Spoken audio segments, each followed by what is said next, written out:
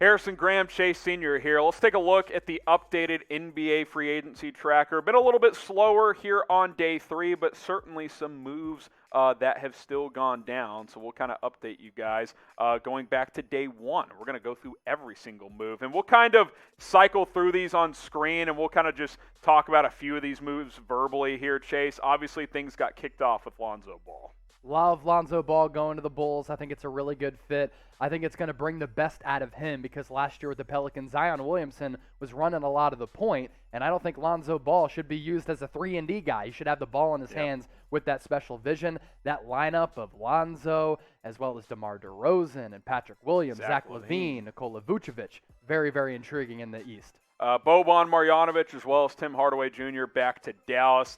Jimmy Butler getting a 4-year Supermax as well. Busy free agency for the Miami Heat. We'll talk more about them. Yep. Alec Burks, NERLENS, NOEL, they got things kicked off for the Knicks, Chase, as they brought back a lot of their core players. I think it's been a smart business plan for the New York Knicks. They had a plan A. That was to go after some of the stars out there on the free agency market of guys like Kyle Lowry as well as Chris Paul. Lowry goes to Miami. Chris Paul re-ups with Phoenix. And they went to the plan B, which is retaining a lot of that talent that helped them get into the playoffs last year as a 4 seed. Jared Allen gets the bag. Kelly Olynyk to Detroit. TJ McConnell campaign. A couple of role players heading back to their teams. Trae Young also getting a max contract, as well as Kyle Lowry heading over to Miami, 3 years and $90 million. Look, right now, the Miami Heat, I think, are contenders in the Eastern Conference. I'm worried about the back end of that Kyle Lowry deal when he's like 38 years old. I don't want to be paying Jimmy Butler $50 million per year at the back half of that extension. But if they win a ring over the next couple of years, all of that worth it. Those are win-now moves, and I like the aggressiveness. Duncan Robinson also back. Torrey Craig to Indiana. Doug McDermott, I hated that deal to San Antonio. Chris Paul, 4 years, $120 million. By the way, the Pelicans reportedly offered him 3 years and $100 million. He decides to stay in Phoenix. Where would you rather go and live? New Orleans or Phoenix? I mean, rather go to Phoenix, that's for sure. Better weather, and I love the culture of New Orleans. That's a great place to visit. I've gone there a couple times, but what's the better team for Chris Paul trying to get a ring to really top off his resume? It's the Suns. Chris Paul and Zion would be fun, but that's not enough to win an NBA championship. Which team lost NBA free agency at least up to this point? We mentioned New Orleans. I think they're in the mix. San Antonio's had a weird one. Boston has been quiet. Let us know which team has lost NBA free agency so far. Keep it rolling here with some minor moves. I love Jeff Green to the Denver Nuggets. Really like the value there, and I really like Reggie Bullock going to the Dallas Mavericks. Agreed. A great signing there, in my opinion, considering the average annual value and his fit alongside Luka Doncic as a guy who can knock down threes, also defend. Yeah, Mo Harkless to Sacramento. I liked Bobby Portis back to Milwaukee. By the way, Dallas offered him a deal as well. He stays with the Bucks. Gary Trent, 3 years, $54 million. A little hefty, but a young and up-and-coming player who's still continuing to improve for Toronto. And I'd rather pay him half the years and half the price, basically, than Norman Powell. I think Gary Trent's the better player as the younger player with a little bit more upside in that player development factory up north. The Lakers got going. They got Trevor Ariza on a 1-year, presumably a minimum contract. It got really busy for them. Wayne Ellington, Dwight Howard as well. And then Evan Fournier, 4 years, $78 million. It's a lot for Evan Fournier, but what I like about what the Knicks have done, in addition to that business plan that I talked about earlier, is there's not really a clear hole on that roster. Also brought in Kemba Walker. So now they're deep with a bunch of different options and a lot of veteran experience with some of that youth talent there. I like Nick Batum back to the Clippers. He played a nice role for them a year ago. Derrick Rose goes back to the Knicks. He gets a well-deserved payday. Caruso to Chicago. They've been busy. And then JaVale McGee, Chase, 1 year, $5 million. He's going to play a big role for that team. Suns needed to, 1, retain Chris Paul, 2, get his backup, but also get a backup for DeAndre Ayton. JaVale McGee is that. Yeah, it's a good fit. Corey Joseph, Trey Lyles, a couple of value signings to the Pistons. Daniel Tice, 4 years, $36 million. I thought that was a bit of an overpay. PJ Tucker, maybe this is an overpay, 2 years, $15 million, but everywhere the guy goes, he locks down defensively, and he's playing deep in the playoffs, which is what Miami wants. Such a Pat Riley move. You now have PJ Tucker, Kyle Lowry, and Jimmy Butler on the same team. Jeez. Don't get stuck in the ring with that trio. Nah. Devonte Graham, 4 years, $47 million. They recover a little bit after losing Lonzo Ball. I like Denver getting Austin Rivers back, and then we mentioned Norm Powell. Good player, but man, 5 years, $90 million. That's a lot to commit to there. Blake Griffin, 1 year deal back to Brooklyn. They need to bolster this roster, Chase. Get some depth. Yeah, no, they really do. And I'm also looking at some of these other deals that kind of fly under the radar. Back end of the roster type of additions. I don't think Blake Griffin, is going to be that. No, he'll I play. thought he was impactful for Brooklyn last year in the playoffs, kind of revived himself just a little bit, and I love the way that he played with that attitude, that toughness, and that energy. Well, if you love what we do here at Chat Sports, then subscribe to the channel. We'll continue to keep you guys up to date with the latest NBA news, rumors, free agency coverage, everything else in between. Trades, if they happen, we will cover it. So hit that subscribe button, share that link below with all of your friends. It's youtube.com/chatsportstv. Rashawn Holmes was a deal that went down late on Monday night. I thought this was good value. I don't love what the Kings do normally, but to get him at about $13-14 million per year, that's pretty good work for the Kings. My biggest offseason need for Sacramento, because your backcourt is set with De'Aaron Fox, now Davion Mitchell, Tyrese Halliburton, who I thought was a steal last year in the draft, was to fortify the front court.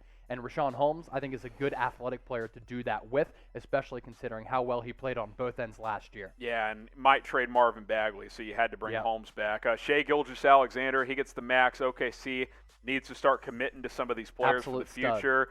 Big fan of his game, good two-way player. Gabe Vincent to Miami. Otto Porter Jr., look, he takes the minimum for Golden State. Could have had more money elsewhere. He's trying to win. I love that for the Warriors. Sam Decker back in the NBA after a couple of years in playing overseas. Shout out Kevin Harlan there. Rudy Gay. This was kind of a sneaky deal. He's actually played pretty darn well in San Antonio, Chase. 2 years, $12 million with Utah. Rudy Gay can still score it. Yeah. And I really wanted Utah, in addition to re-signing Mike Conley, you have Donovan Mitchell, to kind of find a scoring wing who's not more of a standstill guy like Joe Ingles. And Bogdanovich can create just a little bit, but Rudy Gay is a little bit of a better creator and ball handler than those guys. Yeah, good isolation player. Nemanja Bjelica to the Golden State Warriors, 1 year deal. Bruce Brown back to the Nets as, again, they try and create some of this depth. Look, you got to match the Lakers right now. That is the play for some of these other contending teams. Rodney Hood, that's a depth type of move for Milwaukee. James Johnson, again, Brooklyn there, 1 year deal. Andre Drummond to Philadelphia, Chase. You like it? Yes? No? I do. The rivalry between him and Joel Embiid has been very, very entertaining on NBA social media. But to back up Embiid, I think they're going to pay him a minimal price. Really good value there. Taj Gibson, you don't want him to start like he did in the playoffs, but 1 year, 2.7, he still has Perfect value. Thibodeau player. Great locker room guy. He fits what Thibodeau wants to do. Robin Lopez to the Magic. Abdel Nader to Phoenix. 2 years, $4.2 million. I think out of this next quartet, obviously Steph Curry stands out. Melo to the Lakers is entertaining, but Patty Mills, hey, that's a nice little move for Brooklyn. Because he can play on the ball and off the ball, and Kyrie can play on and off the ball. So too can James Harden. So you have a lot of variety in terms of guys who can kind of handle the basketball, but also play off the ball too. And Patty Mills, NBA ring, a lot of international experience with Australia. To get him at $6 million per, I think that's a steal. Which team won NBA free agency? And there's still some moves out there that we're going to break down here up to this point. But speaking of up to this point, who has won free agency so far? Get your votes in down in the comments. Malik Monk to the Lakers. I think there's a good argument that they have won free agency. Lakers have won free agency, and I understand they've targeted so many older players, but they've kind of been able to balance that out with some players who we'll get to here. Guys like Talen Horton-Tucker, they retained their own on that 3-year, $32 million contract, as well as Kendrick Nunn.